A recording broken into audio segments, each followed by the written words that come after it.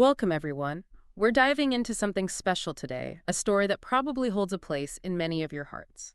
We're exploring Oscar Wilde's The Happy Prince. And not just any version, but the one brought to life by Jane Ray's amazing artwork. Right, we've got a lot to unpack. We've got research notes, character analyses, plot summaries, themes. We even looked at similar books and learned about Jane Ray herself. It's like a treasure trove of information, and our mission, should we choose to accept it, is to figure out why this story still resonates with people after all these years, what it really has to say about kindness and happiness, especially through Jane Ray's eyes. It's going to be quite a journey. So first things first, we have to talk about the Happy Prince and the Swallow.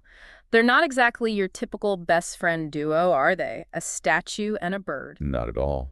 You have this grand, immobile statue looking over the city and this tiny bird who just wants to get to Egypt for the winter. It's an interesting dynamic. Right. And the prince himself. He's covered in gold and jewels, a real symbol of wealth and beauty. But he used to be a real prince, living in a palace where sadness was never even allowed. Can you imagine? It's like he was living in a completely different world, completely sheltered from the realities of life. Talk about privilege, right? Seriously. And it's only after he becomes this statue, unable to move, that he starts to see the suffering in the city. It's a bit ironic. Totally. And the notes say that seeing all this hardship filled him with deep sadness and a strong wish to help them. Which is pretty amazing, considering he can't really do anything, being a statue and all. Exactly. But it's that desire to help, even though he's stuck, that really shows his inner kindness. He wants to use everything he has, even his gold and jewels, to make things better. It makes you think maybe true happiness comes from helping others, even if it means letting go of your own comfort. A powerful message indeed. Now let's talk about the swallow. He's a busy little guy. He's got places to be. Egypt is calling. You know, migrating south for the winter is a huge deal for birds. It's about survival. He's got his own priorities. Yeah, and he just happens to stop for a rest at the foot of the Happy Prince's statue. And then, boom, the prince asks him to deliver a ruby to a sick child. Talk about a change of plans. You have to wonder what was going through the swallow's mind. Egypt? Sure. But first, a quick detour to deliver a jewel. Okay? It's almost comical when you think about it, and the sources say the swallow hesitates at first, which is understandable. He's got a long journey ahead of him. Imagine you're packing for a tropical vacation, and someone asks you to run an errand in the opposite direction. Exactly. But something about the prince's sadness, maybe his sincerity, convinces the swallow to stay. It's like he recognizes something bigger than himself, bigger than his own needs. That's what's so powerful about this story, those themes of loyalty and friendship. The swallow is willing to put everything on hold for this statue he just met. It really makes you consider what it means to truly care for someone. Now let's get into what actually happens. The whole plot becomes this incredible journey of giving, as our notes say. And it starts with that ruby from the prince's sword, going to the sick child and his mother. A simple act, but so meaningful. It's like each gift is meant to address a specific need, a specific hardship. It's not just random giving. Then there's the sapphire eye that goes to the struggling writer, the one who's cold and hungry and can't finish his play. Such a vivid image, you can almost feel the writer's despair.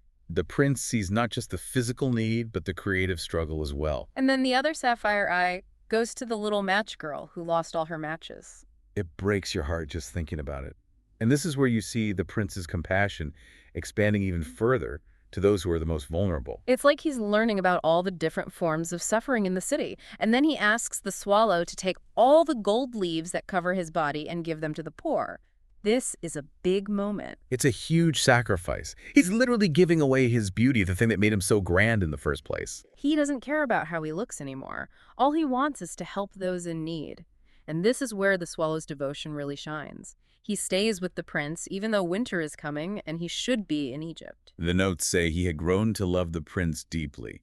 You can feel their bond strengthening with every act of kindness. And then comes the sad part. The cold winter becomes too much for the swallow, and he dies at the foot of the statue. A truly heartbreaking moment. And as the swallow dies, the prince's lead heart breaks in two. That's when you realize how deeply connected they were.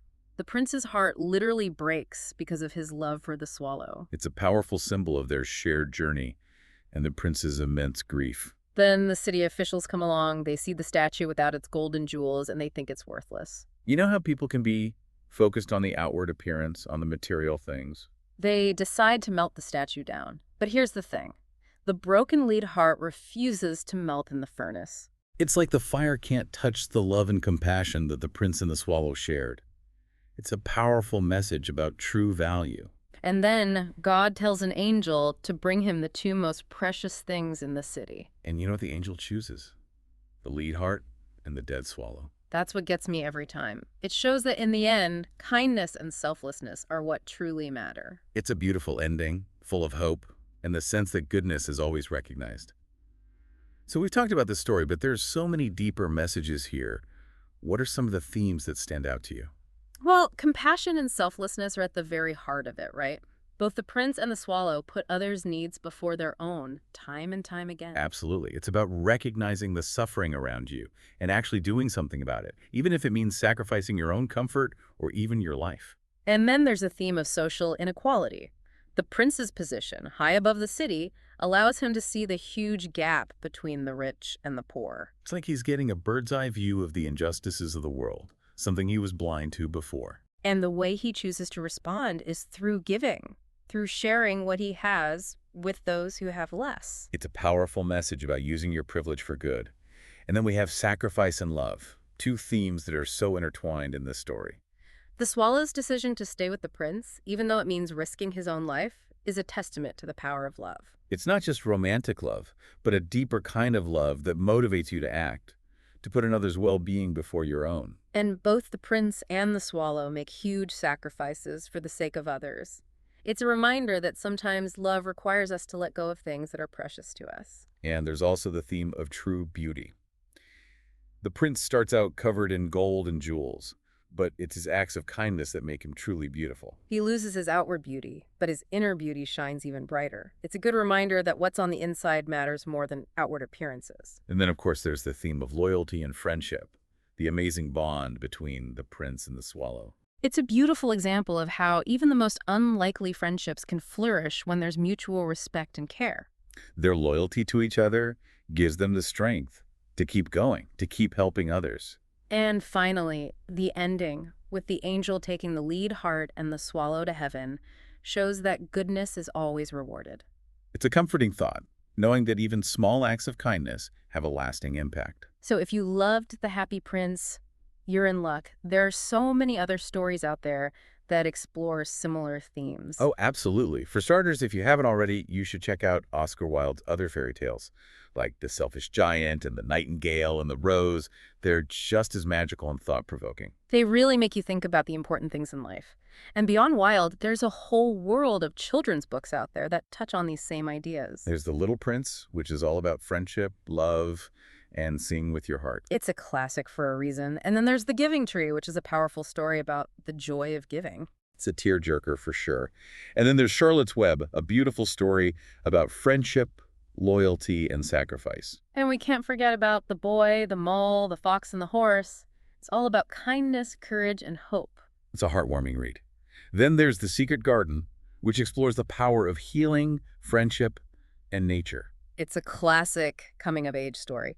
And then there's The Velveteen Rabbit, a beautiful tale about what it means to be real through love. And of course we have Peter Pan, which takes us to Neverland, a place where imagination and friendship rule. It's a story that reminds us to never lose our sense of wonder. And it's worth mentioning The Selfish Giant and The Nightingale and the Rose again, as they delve into similar themes of redemption, sacrifice, and the power of love. What's amazing is how these stories, even though they're written for children, manage to convey such profound messages. It's the power of storytelling. Speaking of powerful storytelling, we have to talk about Jane Ray, the illustrator who brought this version of The Happy Prince to life. Her artwork is just stunning.